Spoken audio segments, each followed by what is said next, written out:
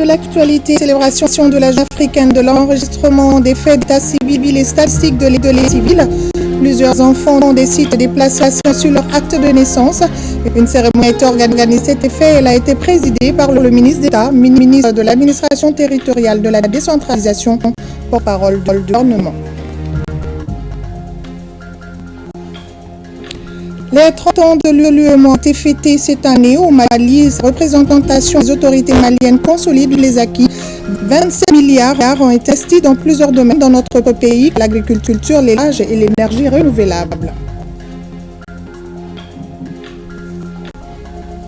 L'accord national au bâtiment de juin 2024 se Bintou Flamso Koulibaly. Elle a 17 ans et elle a accroché son bac avec une moyenne de 17,50. Une de nos équipes est allée à son rencontre, son portrait ce 21 heures. Certaines de nos habitudes peuvent accentuer les inondations, les déchets, les installations anarchiques en ont pour beaucoup. Les collecteurs et les caniveaux bien empêchent l'évacuation des eaux de ruissellement. Beaucoup de maisons en sont envahis par les eaux en cas de pluie. La rédaction tient ce soir. Le temps de l'été, c'est tout de suite et maintenant. Bonsoir à tous et bienvenue dans la grande édition de ORTM1. À l'ouverture de ce journal, station de la journée africaine de l'enregistrement des faits d'état civil et statistiques de l'état civil. Ici au Mali, on est de sensibilisation à l'endroit des personnes déplacées est organisé. Plusieurs enfants des sites de déplacés ont reçu leur acte de naissance, premier droit de l'enfant. L'événement est placé sous la présidence du ministre d'État, ministre de l'administration territoriale de la décentralisation, porte-parole du gouvernement, étant fort avec Alousseni Touré.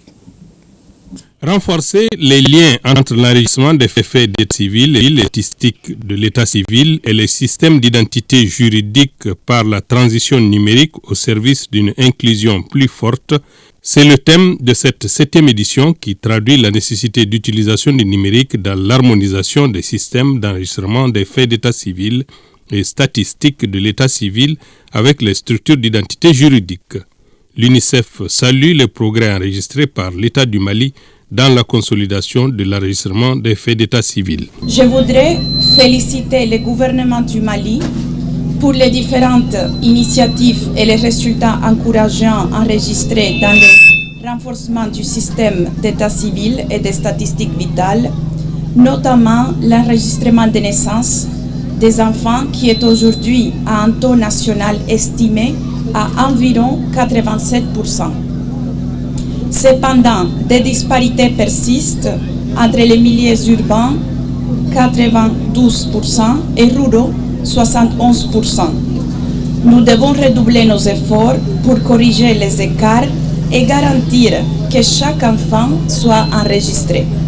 L'Union africaine, intervenant dans le cadre de l'agenda 2063, a estimé qu'une approche intégrée et holistique de l'enregistrement des faits d'état civil, des statistiques d'état civil, des systèmes d'information sanitaire et de gestion de l'identité est essentielle pour combler les lacunes en matière d'identité en Afrique. Ainsi, en vue de renforcer l'action de l'Union africaine et mobiliser davantage les partenaires sur cette question, le Conseil exécutif de l'Union africaine avait insisté en 2016 sur l'importance intersectorielle des systèmes d'enregistrement des faits d'état civil.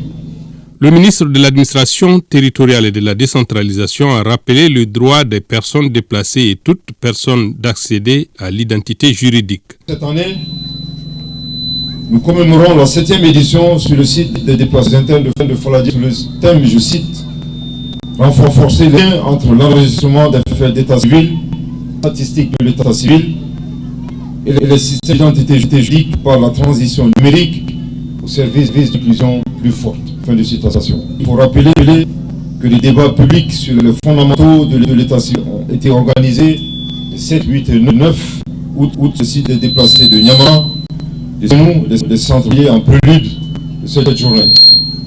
Le porté sur les camps des déplacés internes, un symbole qui prouve à suffisance les autres autorités du pays, partage la peine de nos patriotes déplacés. Les personnes déplacées, comme tout autre citoyen, ont un droit inaliénable à un état civil car c'est à travers ce document qu'elles peuvent prouver leur identité juridique. L'état civil protège les populations déplacées, sans cela, ces personnes restent invisibles, vulnérables et privées de leurs droits les plus élémentaires. L'état civil est la base sur laquelle reposent tous nos droits et responsabilités en tant que citoyens. L'établissement d'un lien entre les registres, les statistiques civiles, les systèmes d'identité juridique et la mise à contribution du secteur de la santé permet de fournir des services plus efficaces, mieux ciblés dans divers secteurs tels que l'éducation, la protection sociale et le processus zéro.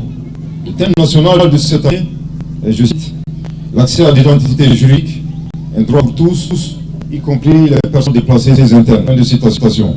Est en parfaite symbiose avec l'engagement des plus hautes autorités du Mali, qui est celle de digitaliser l'établissement et la délivrance des actes d'état civil, comme recommandé lors des assises nationales de la refondation.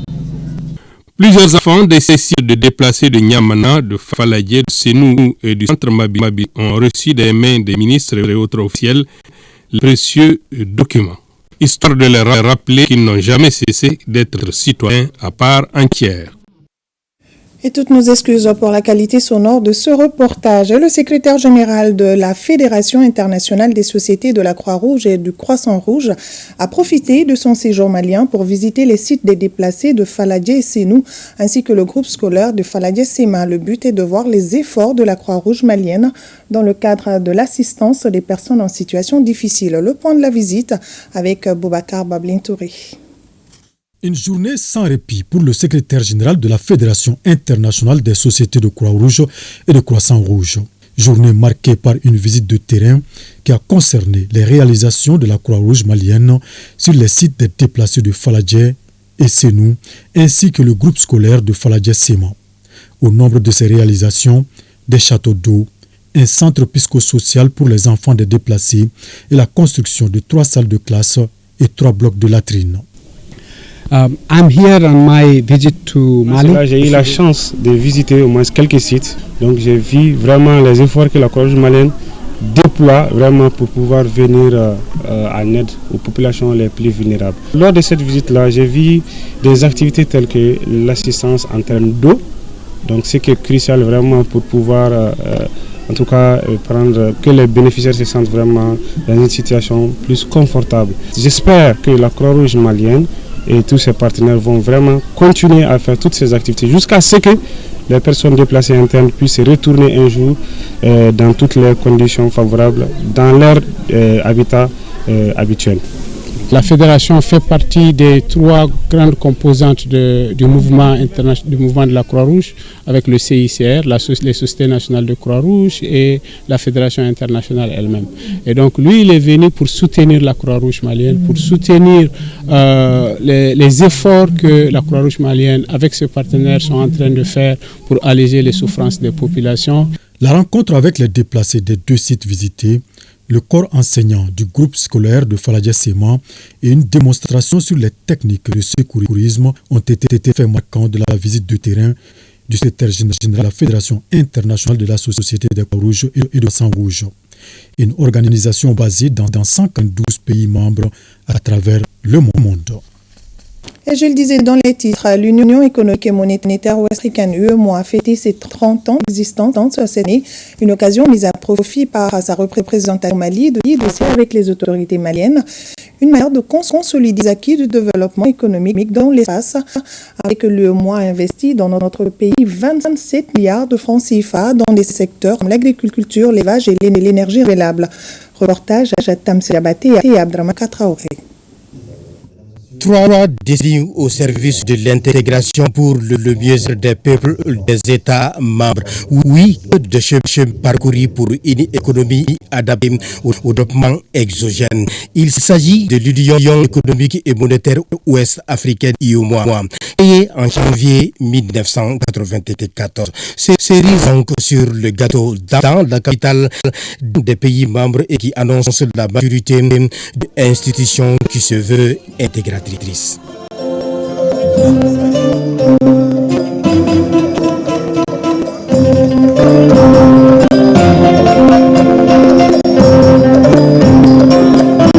Force est de souligner que les réformes et réalisations menées au cours de ces 30 dernières années ont permis à l'Union de bâtir et de consolider son processus d'intégration. Et parmi ces acquis, l'on note la mise en œuvre des programmes communautaires dans les pays et des États membres. Elle a travaillé à la consolidation de la gouvernance économique régionale de la performance des États membres dans la mise en œuvre des réformes et des politiques communautaires, à l'amélioration des infrastructures, notamment dans le domaine du transport à travers la construction et la mise en exploitation de postes de contrôle juxtaposés, l'adoption de textes relatifs aux tarifs extérieurs communs pour la réalisation d'un marché régional. L'IOMA au Mali, c'est 27 milliards de francs CFA pour 7 projets qui sont en cours de réalisation, notamment dans les domaines de l'agriculture, l'élevage et l'énergie renouvelable. Le Mali, par la voix de son ministre en charge de l'industrie, appelle à consolider les acquis pour faire face aux défis du moment. Notre espace commun fait face à un contexte régional et international très difficile et des mutations profondes marquées par des défis multiples, notamment la crise sécuritaire que connaît la plupart de nos États face à la montée du terrorisme et la faiblesse des échanges commerciaux intracommunautaires. En somme, l'évolution de notre environnement régional et international commande de maintenir les efforts pour consolider les acquis et surtout de gagner des perspectives permettant d'accélérer le développement des États membres et de répondre aux aspirations de nos populations. 30 ans après sa création, l'IMOA apparaît plus que jamais comme un modèle d'intégration sous-régionale réussie. Au cours de cette soirée, le passage du regretté Soumaïla Cissé à la tête de l'Union a été salué par ses pairs et c'était un honneur pour sa famille. Pour ces 30 ans de l'UOMOA, je souhaite le meilleur à l'UOMOA et c'est l'occasion pour moi de rendre hommage à tous ceux et à toutes celles qui ont fait que l'UOMOA existe aujourd'hui. Pour les 30 ans de l'UOMOA, l'ensemble instrumental du Mali a mis les petits plats dans les grands pour une intégration réussie.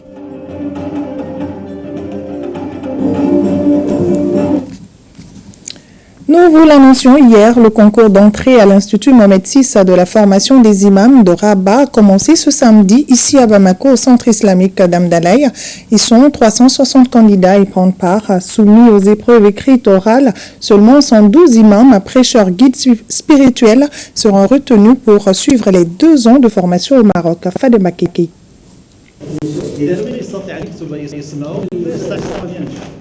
L'enveloppe contenant les épreuves venues de l'Institut Mohamed VI, la formation d'imam Moucherdine et Mouchardat de Rabat est toute dans la salle 1.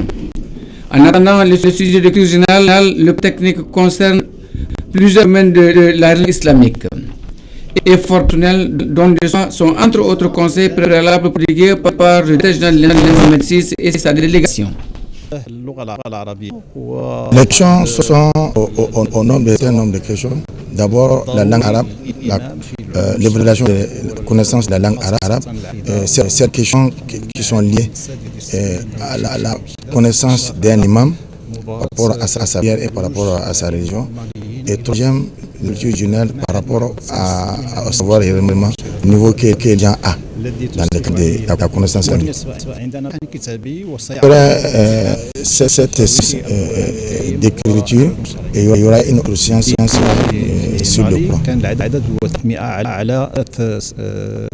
Cette troisième et dernière vague résulte de l'implication sans faille durant la transition.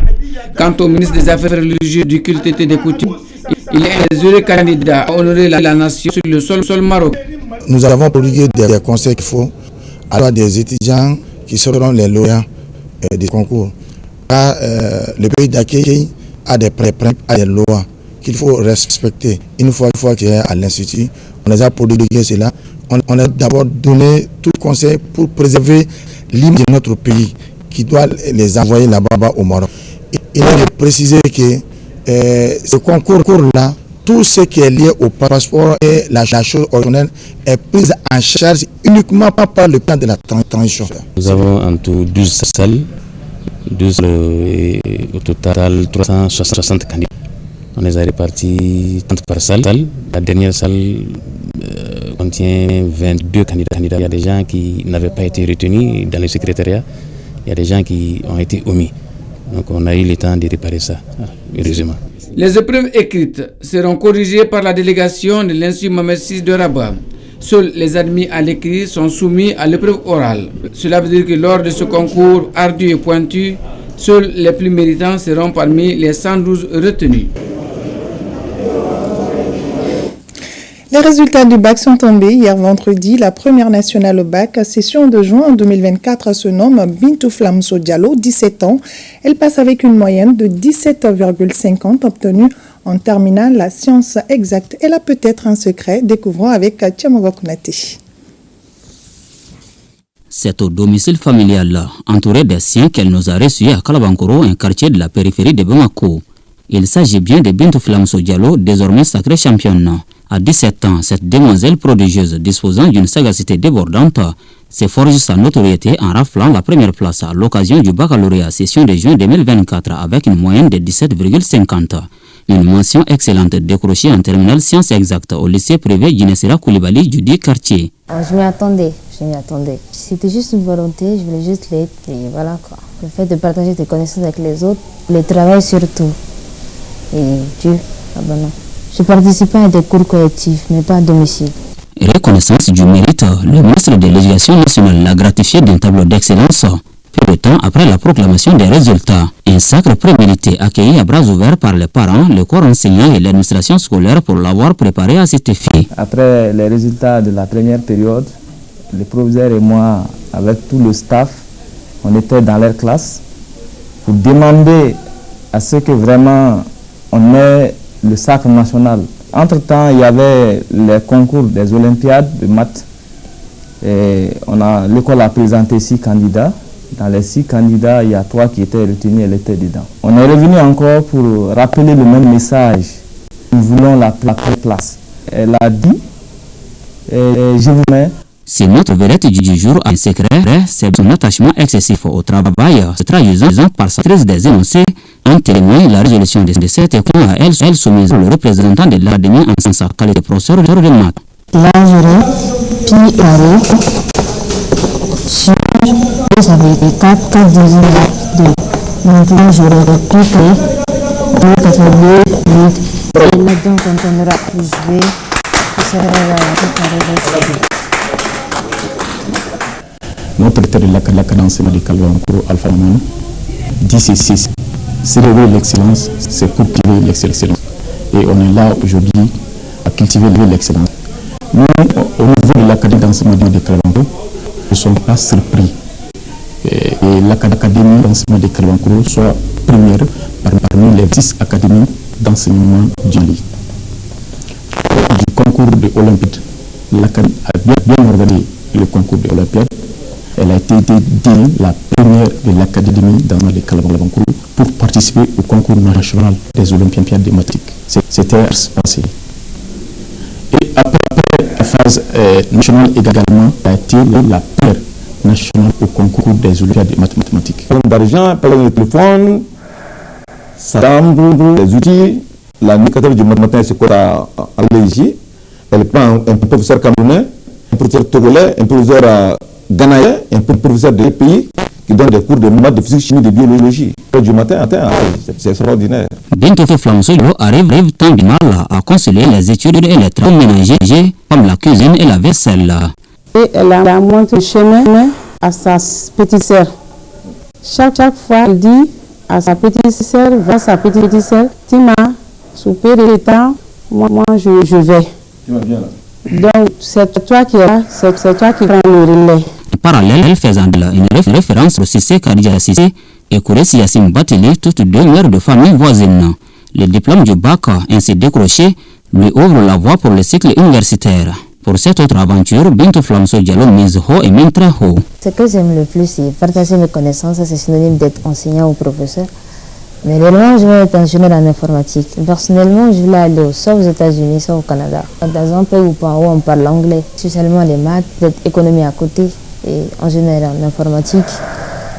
Essayer de voir si les 3 c'est possible. 3 diplômes parallèles, quoi. Le cycle supérieur se présentant comme le point culminant demeure donc le plus difficile du parcours de cette étoile montante qui s'envole bientôt pour d'autres horizons.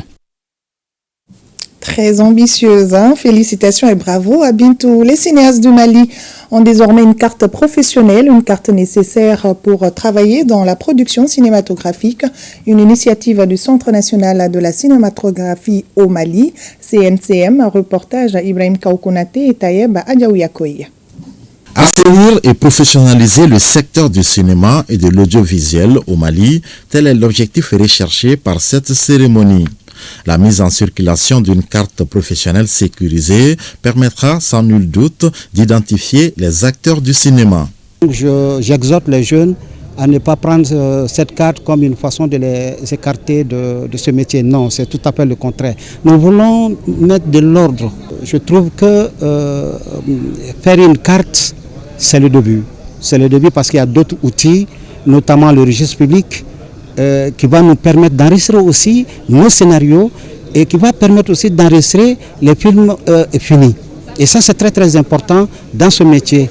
Alors cette carte va permettre d'amener les gens sur un terrain beaucoup plus professionnel et asseoir les bases d'une véritable industrie pour le bien-être d'abord de la culture, mais pour booster aussi l'économie de notre pays. Ce précieux sésame qui contient les informations du bénéficiaire est une initiative du ministère en charge de la culture à travers le Centre national de la cinématographie. Je voudrais d'abord féliciter la direction générale du CCM et l'ensemble du personnel pour cette assez notoire qui, comme le savons bien, l'industrie du cinéma est un secteur porteur, non seulement pour la promotion et le rayonnement de la culture malienne, mais également un levier important dans l'essor économique de notre pays. Le constat avait été fait depuis longtemps que le secteur avait besoin d'une certaine réglementation. Auparavant, une minute de silence a été observée à la mort de Feu Ladji Diakité, un travailleur infatigable du CNCM. Le ministre de la Promotion de la Femme, de l'Enfant et de la Famille, en collaborant avec le ministère de l'Enseignement supérieur, de la Recherche scientifique et celui du Travail, de la Fonction publique et du dialogue social, a initié des sessions de renforcement de capacité des candidates au concours direct professionnel à l'École nationale d'administration et au titre de l'année 2023. À cet effet, est porté à la connaissance des candidates aux 10 concours. Une formation de renforcement de capacité sera organisée à Bamako en culture générale et épreuves techniques. La première phase de cette formation concernera l'épreuve de culture générale et s'étalera du mercredi 21 au vendredi 30 août 2024 au lycée Aminata Diallo de Bamako et au ex-lycée des jeunes filles. Quant à la seconde phase, elle sera consacrée aux techniques et interviendra à la suite de la proclamation des résultats de l'épreuve de culture générale du concours.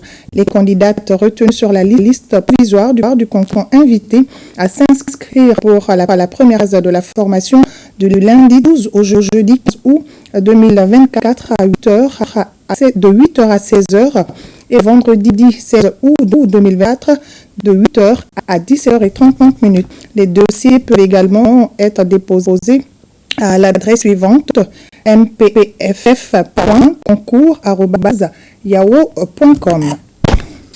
Lutte contre la fraude, on en parle dans ce 20h. La direction régionale du commerce, de la consommation et de la concurrence a saisi une quantité énorme de farine, de blé et de pâtes alimentaires importées. Vous le savez certainement, l'interdiction d'importer les pâtes alimentaires et la farine de blé est effective depuis le 11 août 2023 pour la bonne marche de nos entreprises nationales. Reportage Youssouf Diakité et Sidi Kibalo.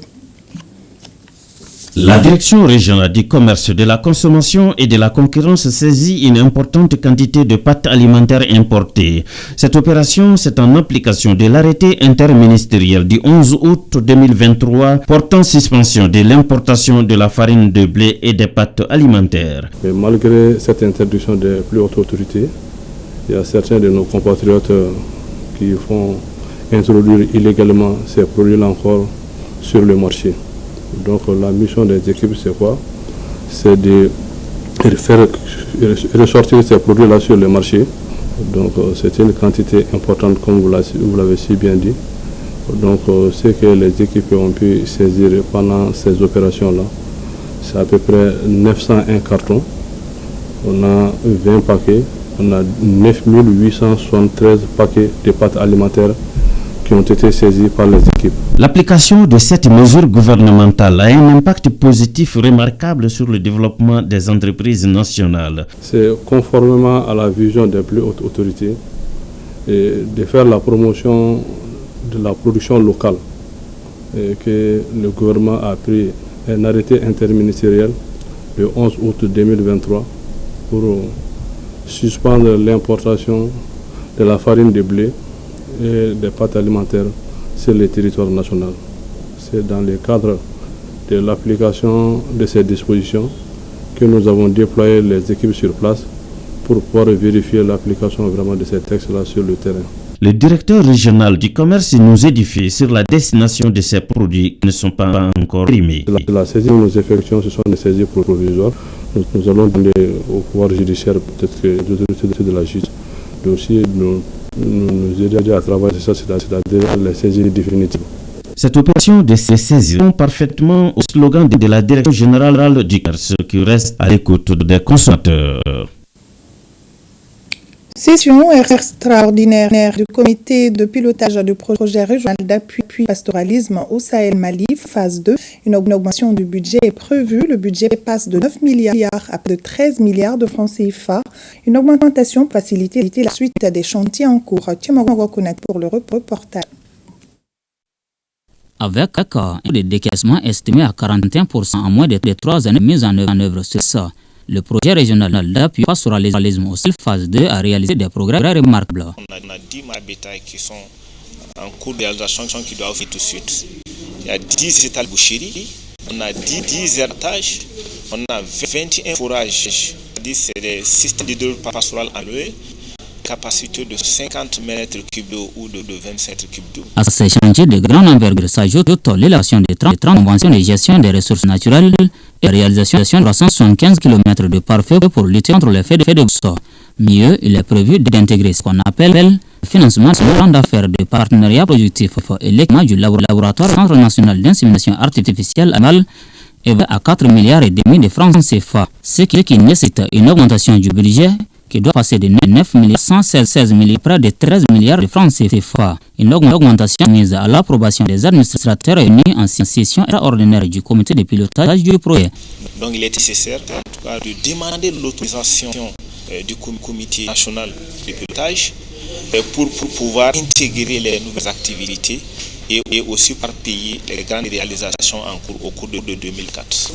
Notre souhait, c'est dans 4 ans, 5 ans, qu'on dise que oui, on a décaissé la totalité. Il ne faut pas attendre en fin du projet pour dire qu'on court pour décaisser. En dépit des performances réalisées, le circuit d'exécution du projet connaît des anicroches tributaires du contexte actuel du pays, ce qui n'entame en rien la détermination des acteurs en charge de la mise en œuvre, en témoigne le taux de couverture vaccinale. Le taux de couverture vaccinale pour la péripneumonie contagieuse bovine était de 64,36% contre une cible 2024 de 75% et une cible de fin du projet de 95%.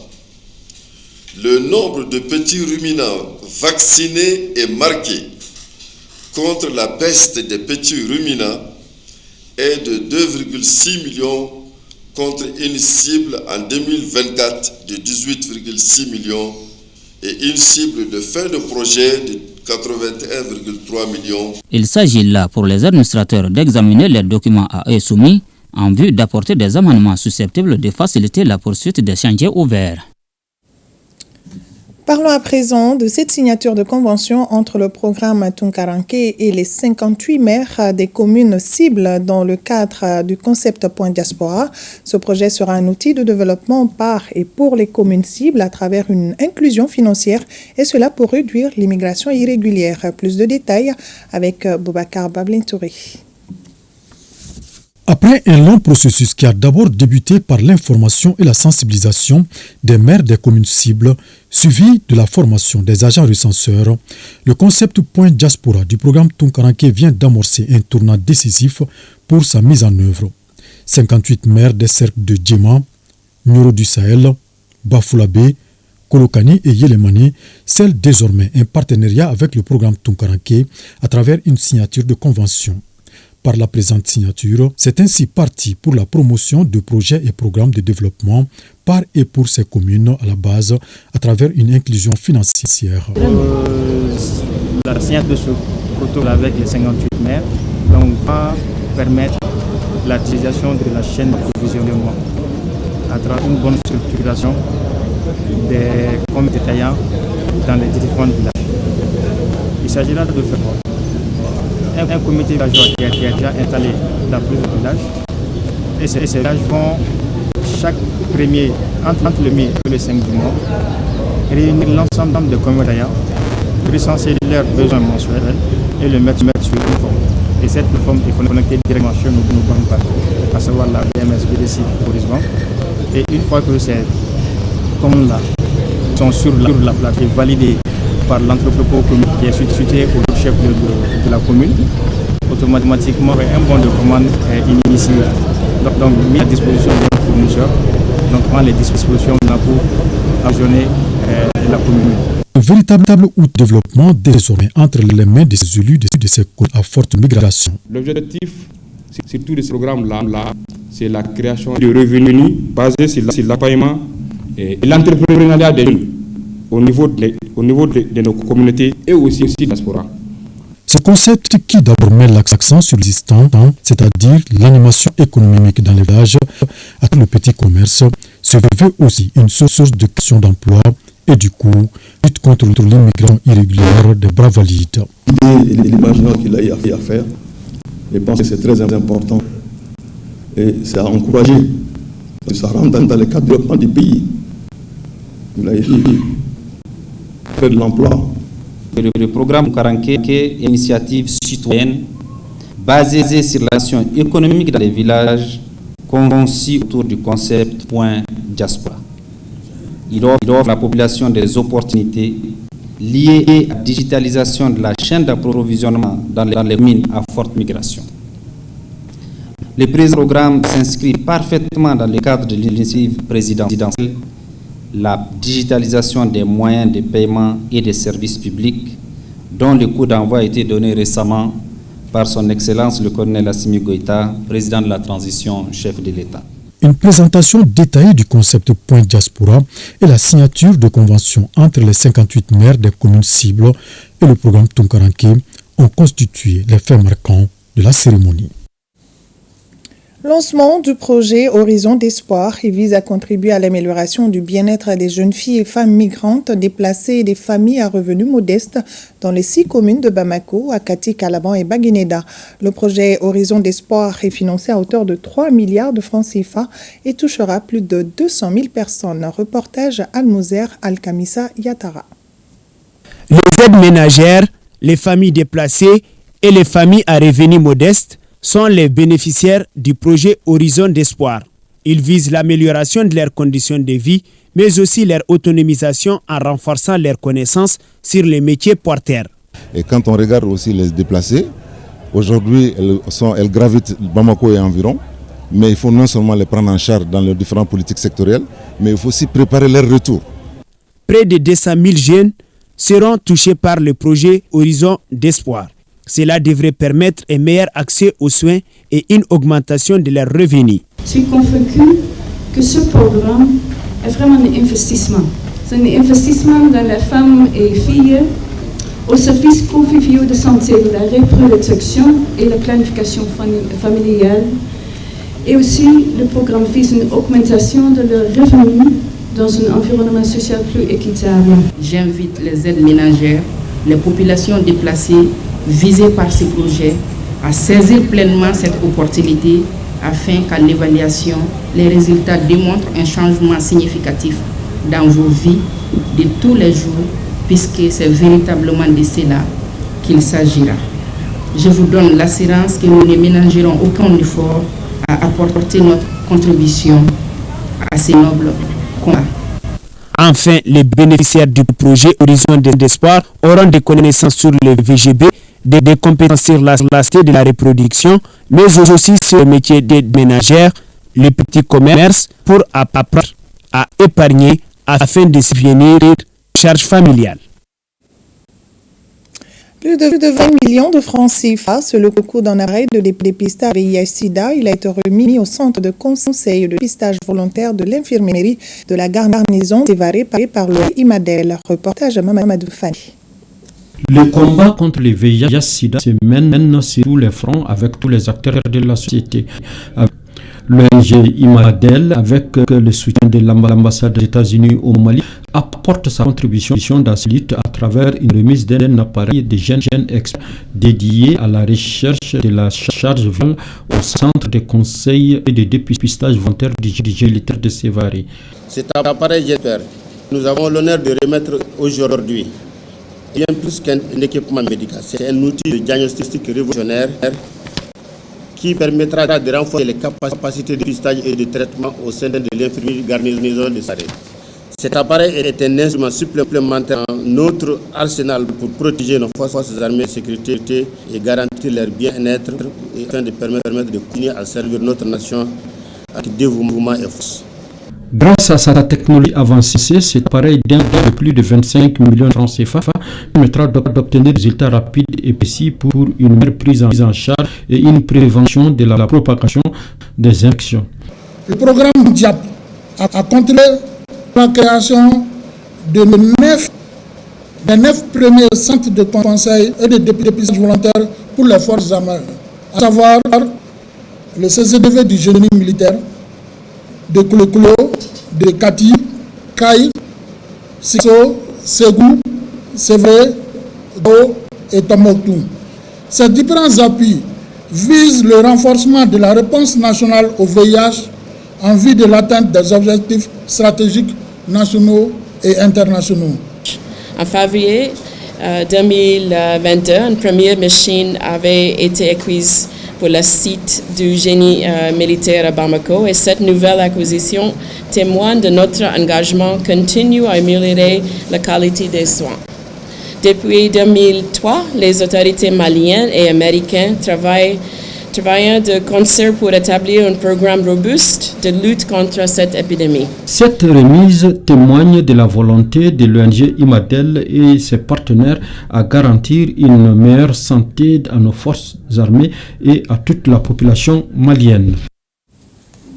Direction Gao, sur place, les membres de la commission de rédaction de l'avant-projet de la Charte nationale pour la paix et la réconciliation étaient face aux forces vives des régions de Gao, Kidal et Menaka. Le point avec Aliou Idrissa Maïga.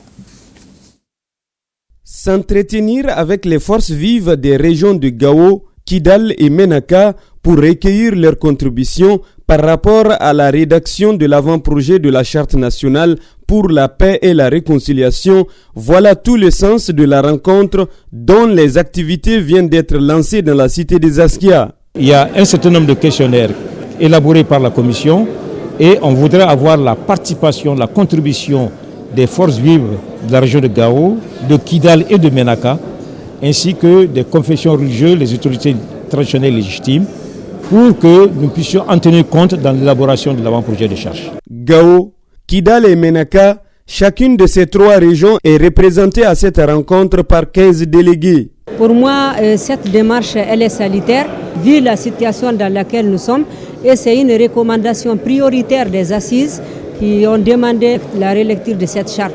Nous allons beaucoup échanger sur la charte elle-même, sa relecture, et nous allons faire des observations et apporter aussi notre contribution en tant que responsable communautaire.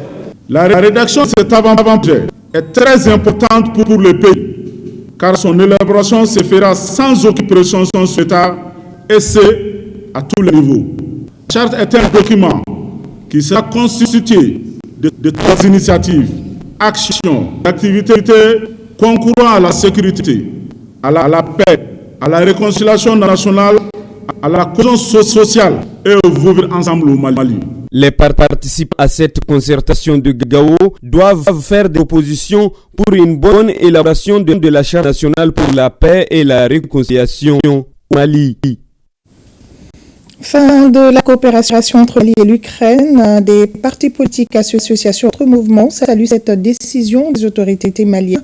Il s'agit du RDA Mali, du syndicat des médecins du Mali, de l'association Wenpaga, de l'association groupement d'églises et missions protestantes évangéliques au Mali, de l'Alliance des volontaires pour le Mali, et enfin l'Alliance des démocrates pour le développement, l'unité nationale et l'intégration africaine. Ils condamnent avec la dernière énergie cette position de soutien de l'Ukraine aux terroristes. Ils apportent leur soutien indéfectible aux autorités maliennes et par la même occasion, ils présentent leur confiance aux familles des victimes des attaques sur les théâtres d'opération. Et l'association des groupements d'églises, missions protestantes évangéliques du Mali invite à la communauté chrétienne à une journée nationale extraordinaire de jeûne et de prière pour l'armée, les autorités, la sécurité, la stabilité au Mali le 18 août prochain. Inondation à Bamako, les populations ont une grande responsabilité. Les déchets et les occupations anarchiques empêchent l'évacuation des eaux de ruissellement. Plusieurs habitations se voient inondées après la nuit dans la capitale. Seydou Traoré Kalonga Keita sillonné quelques rues de la commune 2 et de la commune 3 du district de Bamako. Suivant. À Bamako, et après la pluie, c'est souvent des scènes de désolation dans certaines rues de la capitale. Ici, dans la rue 2070 à Golonina, en commune 2 du district, certains habitats sont presque inaccessibles pour cause des caniveaux obstrués et des eaux qui stagnent. À l'époque, à Bozola, les fleuves étaient jusqu'ici, avec des champs à côté. Si l'endroit devient inhabitable, les habitants devraient prendre des mesures pour l'écoulement des eaux. À 4 rues du Vieux-Magassa, les enfants utilisent des moyens de fortune pour évacuer les eaux de ruissellement dans une cour commune. Les locataires ne sont pas à leur première fois d'être confrontés au désagrément. Même hier soir, nous avons veillé jusqu'au matin. Il n'y a aucune voie d'écoulement des eaux après la pluie. Sinon ici, aucune personne ne verse des ordures dans les caniveaux. Car cela ne tienne, les techniciens de l'État pointent derrière la responsabilité humaine qu'ils quantifient jusqu'à 60%. Nous avons des structures d'évacuation des eaux de pluie, n'est-ce pas, les collecteurs, les caniveaux. Si ces collecteurs, ces structures étaient libres, l'eau circulait librement, il n'y aurait pas aussi vraiment de grandes inondations. Mais c'est à 60% parce que la population déverse les déchets solides, principalement les déchets solides dans les caniveaux, dans les collecteurs, dans tout ce que nous avons conçu dans le district de Banko pour drainer les eaux de pluie vers le fleuve. Malheureusement, cette population, comme on le dit fréquemment partout d'ailleurs, déverse les déchets et surtout quand il pleut abondamment, et ils disent promo, tout le monde connaît ce terme-là. On pensait que c'était révolu il y a 3 ans de cela, mais malheureusement ça revient toujours, nous-mêmes nous constatons. En commune 4 du district de Bamako, les stigmates de l'inondation du pont Ouéanko du 30 juillet dernier sont toujours visibles. Les riverains restent toujours sur leur garde, comme le cas de la famille Maïga.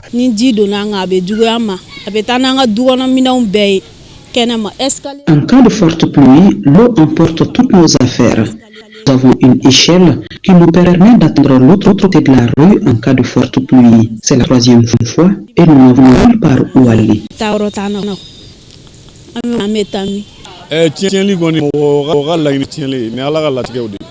Personne ne se souhaite une catastrophe. C'est la volonté de Dieu. Si vous voyez que nous sommes allés ici, parce que nous n'avons pas les moyens.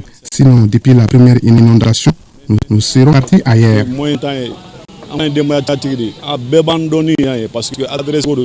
À Bamako, pendant la zone des pluies, malgré les efforts des collectivités et de l'État, certains comportements ne sont pas toujours sans réproche pour éviter les préjudices au détriment des uns et des autres.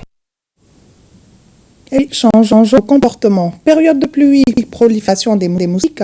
C'est pourquoi partout en ville, aux abords des artères, on voit des jeunes vendeurs de moustiquaires pliables. Très pratique, la monter, la démonter très facilement et on peut l'amener tout. C'est pourquoi elle est très prisée en cette période. Passawatara et Yakuba Kone ont fait un tour en ville pour nous.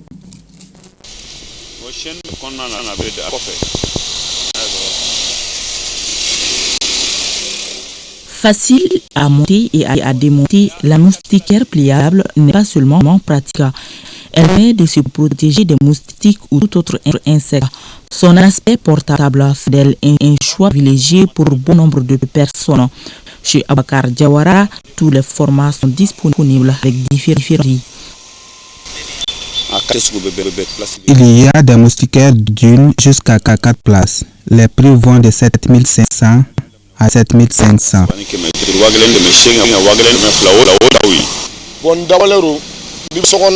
Il y a plusieurs qualités de moustiquaires. Certains moustiquaires ont été conçus pour voyager lors de l'hivernage. Au point de nos jours, elle tente de voler la dette aux moustiquaires ordinaires. Avec cette moustiquaire, il n'y a pas de tracasserie. Il suffit juste de la monter. Elle peut être emportée partout. Selon les spécialistes, cette moustiquaire n'est pas contre-indiquée, mais elle présente moins d'avantages que la moustiquaire imprégnée d'insecticides. Les moustiquaires, déjà, quand on les utilise, ça permet de nous protéger. Donc ça évite le contact entre nous et les moustiques. Alors il y a ce qu'on appelle les moustiquaires imprégnés d'insecticides qui contiennent des insecticides. Lorsque les moustiques se posent sur ces moustiquaires, ils sont empoisonnés, donc ça amène à les tuer. Donc en comparant les deux, on voit clairement que les moustiquaires imprégnés d'insecticides ont le double avantage d'éviter le contact, mais aussi de tuer le moustique. Mais lorsque ces moustiquaires ne sont pas imprégnés, nous n'avons que le premier bénéfice. Selon Dr Sissoko, il n'y a pas de conséquences à l'utilisation de cette moustiquaire pliable, mais celle imprégnée d'insecticides est la plus conseillée dans la lutte contre le paludisme. Dans la lutte contre le palud, nous faisons la promotion des moustiquaires imprégnés d'insecticides.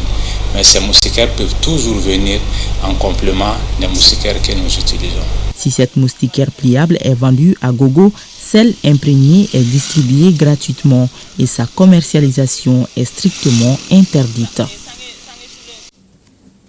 Journée d'échange avec les journalistes, une initiative de l'antenne BRVM Mali, le groupement patronal de la presse.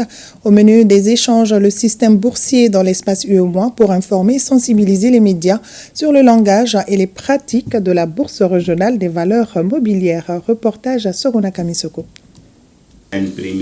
La presse malienne s'initie au langage du marché boursier. À la faveur de cet atelier, il s'agit pour les initiateurs qui sont l'antenne BRVM Mali et le groupement patronal de la presse écrite d'expliquer aux journalistes comment fonctionne le système boursier, les actions et les obligations et comment le font sur le marché. Le Mali, comme les pays, préfère aller sur le marché financiers et capitaux plutôt que de passer par le système bancaire classique pour financer l'économie, pour financer les investissements. Et si vous avez suivi, le Mali de plus en plus préfère se financer le marché boursier. Et chaque fois vous entendez que le Mali a levé tel nombre de milliards sur le marché obligataire. Donc, les journalistes se contentent jusque-là de répéter. Donc, nous voulons les doter en capacité pour analyser, pour comprendre et pour pouvoir restituer. Le groupement patronal, c'est vraiment fait tiers des directeurs de publication qui a décidé de mettre l'accent sur la formation, mais également sur le renforcement de l'entreprise de presse. Cette journée d'échange à l'endroit des journalistes fait partie des missions de l'antenne BRVM Mali. La bourse, elle est sous-régionale. Il s'agit d'une bourse partagée par les 8 pays de l'UEMOA. Évidemment, chaque pays qui a son fonctionnement un petit peu. Et nous, en tant qu'antenne de la bourse, nous avons une mission de développer le marché boursier au sein de nos différents pays. Au pays en particulier, la culture financière est très peu développée. C'est pour ça qu'on fait des activités comme des formations, des ateliers de sensibilisation par les bourses et puis faire le plus connaître le marché financier. La rencontre qui a regroupé une trentaine de participants permet aux journalistes d'acquérir des connaissances sur la bourse des valeurs mobilières de l'UEMOA.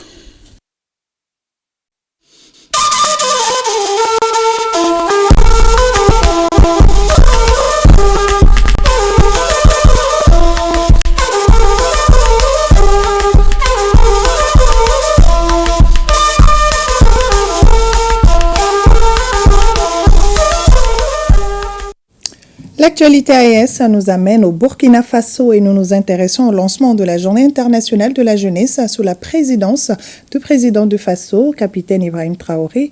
Le thème retenu pour cette édition est « Intégration, sécurité, paix et développement, rôle de la jeunesse africaine ». Plus de 15 000 jeunes venus des pays d'Afrique ont répondu à ce rendez-vous. Les temps forts avec Draman Guéné et Sie Dilare Ian.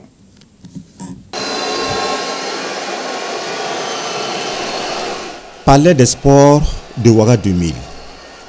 La jeunesse africaine reçoit le président du Faso, le capitaine Ibrahim Traoré, pour lancer les activités de la 26e journée internationale de la jeunesse niveau Afrique.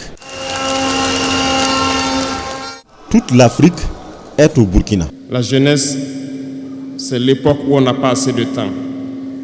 Nous devons profiter du temps qui nous est donné, utiliser l'énergie nécessaire pour atteindre nos objectifs, pour changer le monde, changer notre monde, changer le monde des autres, positivement. Les enfants souhaitent grandir pour être jeunes. Les personnes âgées souhaitent redevenir jeunes. Tout le monde veut être jeune. La jeunesse est une bénédiction. Alors profitez de la jeunesse pour faire œuvre utile. Voilà pourquoi quand je vois dans le thème choisi, les deux premiers mots nous interpellent. Intégration, sécurité. L'Afrique fait face à de nombreux défis. Et on doit se poser des questions. La jeunesse est-elle un atout ou un handicap pour le développement des nations? La réponse est simple et sans équivoque. Il faut que nous arrivions donc à transformer notre jeunesse en un véritable atout et un moteur de développement pour notre continent. Pour ce faire, nous avons besoin d'intégration, nous avons besoin de sécurité, de développement, nous avons besoin de nous unir. La Journée internationale de la jeunesse, organisée par le ministère de tutelle en collaboration avec l'Union panafricaine de la jeunesse. Pour l'édition de 2024, les jeunes se penchent sur leur rôle dans l'intégration, la sécurité, la paix et le développement en Afrique. Chers jeunes venus de tous les horizons d'Afrique, l'intégration est la clé de voûte de tout succès. Et en tant que jeunes Africains, vous êtes les artisans de l'unité et de la coopération entre nos nations. Chaque génération a des pyramides à construire. Il est de notre temps de construire les nôtres.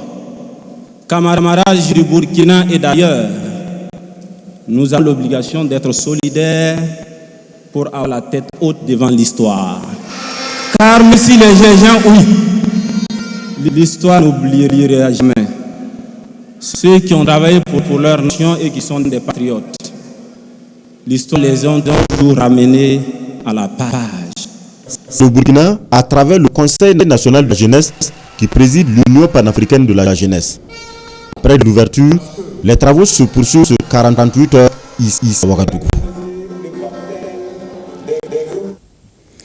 Et cet élan d'union de cohésion à Nyangologo au Burkina Faso entre Nigériens et Burkinabés dans les cascades de la communauté nigérienne prend part activement à toutes les activités de la veille citoyenne aux côtés de leurs frères burkinabés. Et c'est pour lutter ensemble contre l'insécurité. Découvrons l'engagement de patriotes avec Drissa Traoré et Adaman Julien Dambélé. Il est environ 21 heures dans la commune de Nyangologo. Le vieux Aïba se dépêche pour respecter le rendez-vous avec ses camarades de la veille citoyenne.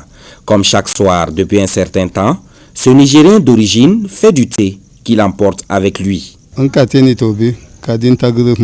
thé est destiné à mes camarades de la veille citoyenne. C'est pour leur permettre d'accomplir leur mission patriotique, celle de veiller sur la ville et les intérêts de l'État.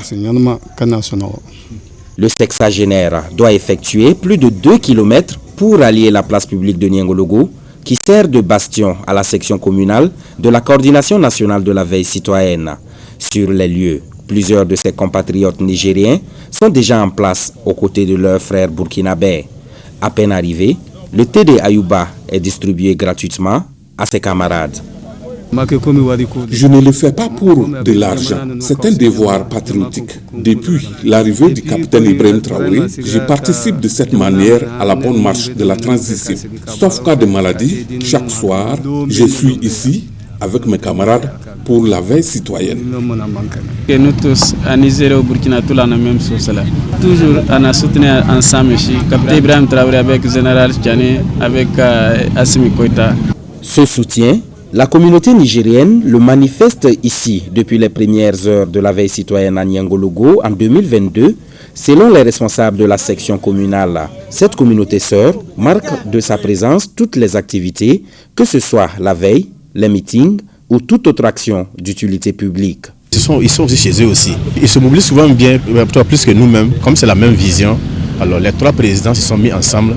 Alors c'est normal aussi que nous aussi, les trois populations aussi, on puisse se mettre ensemble aussi pour travailler. Donc raison pour laquelle ils sont là chaque fois aussi pour nous soutenir. Vraiment, ils sont très engagés avec nous depuis 2022. Chaque soir, ils nous rejoignent à cette même place parce qu'ils ont compris la vision du capitaine Ibrahim Traoré. Il s'agit de l'indépendance réelle de toute l'Afrique. Grâce à leur participation à la veille citoyenne, ils entretiennent de bonnes relations avec toute la population de Niangologo. Nous formons un seul peuple. L'exemple de la veille citoyenne de Niangologo démontre à soi la volonté réelle des peuples du Sahel.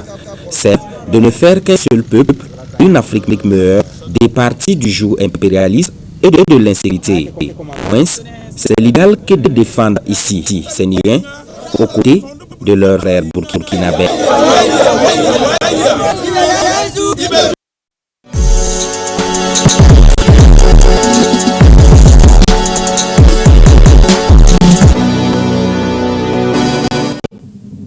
Voilà, nous referons la page AS et nous ouvrons celle du sport et il est au rendez-vous. C'est la Toussi Sissé pour cortiquer l'actualité sportive. Bonsoir, c'est Ragatou. Bonsoir, Khadijatou Kone. Alors, sport, basketball, préparation, tournoi, pré-qualification à la Coupe du Monde 2026. Le Mali a gagné son premier match à test face au Rwanda, 90-87. Oui, les Aigdam sous l'implication du technicien Ouro Sidia ont souffert dans le jeu avant de se débarrasser des Rwandaises 90-47. Ces deux sélections se préparent du 19 au 25 août en vue du tournoi pré-olympique. Tournoi pré-qualification à la Coupe du Monde féminine de 2006 en Allemagne. À la fin du match, les deux techniciens s'expriment au micro de Salif Bedrago. Depuis une semaine, on est en regroupement. On a amené des nouvelles joueuses, en fait les espoirs du Mali. Et ensuite, on a adopté de nouveaux concepts de jeu, surtout en défense. C'est ce qu'on veut prendre près d'eux. Donc, le temps que les filles assimilent ces principes, je crois que voilà, là, les trois premiers temps ont été plutôt des moments de répétition pour les filles. Et à partir du 4 elles se sont ressaisies. Cette rencontre a apporté au Mali voir un groupe de filles qui sont capables dans l'adversité de lever la tête. Parce que le basket est un sport particulièrement dans lequel on trouve toujours des situations difficiles. C'est un bon niveau. Quand on arrive à mettre 87 points et on voit que le Mali a mis 90, on a joué à jeu égal. Je pense que les forces étaient égales aussi. Ça s'est joué sur rien. On a eu beaucoup de fautes, ils ont eu des lancers francs, ils ont mis ça. Mais je pense que le niveau il est bon. C'est une bonne opposition. Le Mali c'est la troisième meilleure équipe d'Afrique. Ils ont la culture basketball. C'est pourquoi on est venu ici. On est venu pour essayer de mesurer notre potentiel réel. Et il fallait prendre une équipe comme le Mali, qui est troisième africaine, pour essayer de voir ce qu'on peut apporter à notre basket. Le Mali et le Rwanda vont déjà se rencontrer demain dimanche à 18h au Palais des Sports Salamatou Maïga pour le match numéro 2. Et on continue avec cette nouvelle. La Fédération malienne de pétanque a un nouveau président depuis ce matin. Il se nomme Habibou Alabou Koulibaly. Tout à fait. Il a été élu à la tête d'un bureau de 17 membres pour un mandat de 4 ans renouvelable. Habibou Alabou Koulibaly succède ainsi au président sortant Seydou Diallo. C'est sous le signe du renouveau que le président élu Habibou Alabou Koulibaly compte placer son mandat. Il est au micro de Daouda Kone. Le fait que je sois élu président de la Fédération malienne de pétanque est tout un honneur pour moi. Et cela m'inspire aussi à deux niveaux, la confiance et la responsabilité. La confiance pour les renforcements et l'amour que j'ai pour cette discipline. La responsabilité pour l'énorme tâche qui roule autour même de la chose en question. Travailler de sorte que la pétanque malienne puisse être vue autrement comme on le voyait dans les temps. À l'endroit des pratiquants, je veux leur dire simplement que sans la cohésion et l'entente, rien ne marche. Je veux qu'on se prenne les mains dans les mains, qu'on évite de se prendre les pieds, qu'on se prenne les mains. On travaille ensemble, on se soutient et ensemble on ira loin. Et bonne chance à Habibou Alabou Koulibaly. Pour terminer, nous sommes en période de grandes vacances. Les enfants en profitent pour pratiquer leurs loisirs et en toute décontraction. Oui, après une année scolaire remplie, les enfants enfilent leur tenue de sport pour se distraire. À chacun sa discipline préférée. Les terrains de sport sont pris sous l'œil vigilant de certains parents. Le dossier période de vacances du sport avec Moussa Diabaté et son équipe. Après 9 mois de cours, les jeunes reprennent avec leurs différents loisirs, dont le football. Vivre ensemble, partager de nombreux moments sur et en dehors des terrains permet au club de créer un réel esprit de cohésion chez les jeunes. À cette période de vacances, les centres se portent très bien. Nous avons adapté nos programmes à savoir 4 d'entraînement. Les gamins sont très bien motivés. Pour que la pratique soit accessible à tous les enfants, ces derniers sont répartis par classe d'âge, selon les catégories, les débutants, les poussins et benjamins. Ma motivation, c'est d'apprendre le foot, m'amuser, faire beaucoup de choses. J'aimerais être un grand footballeur. De nos jours, les parents n'hésitent pas à inscrire leurs enfants pour jouer au football. En plus de la santé, le centre de foot est un lieu d'éducation et de formation pour les enfants, chose qui les éloigne des mauvaises pratiques. Bien que le football est connu pour être le sport roi au Mali, le basketball est aussi l'une des meilleures disciplines pour certains jeunes. Les entraînements passent très bien. J'essaie de devenir une basketteuse représentante du Mali. Parce que le basket est vraiment cœur.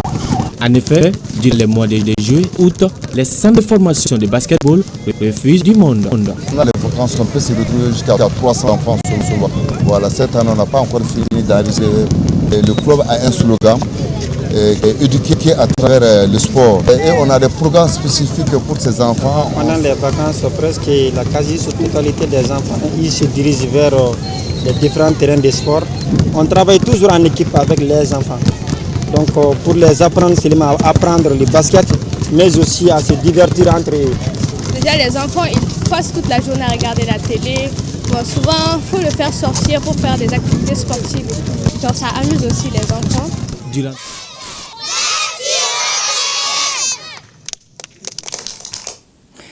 Et oui, profitez bien les bouts de chou. Merci bien, c'est la Gâteau Cissé et à demain. Inch'Allah, avec plaisir.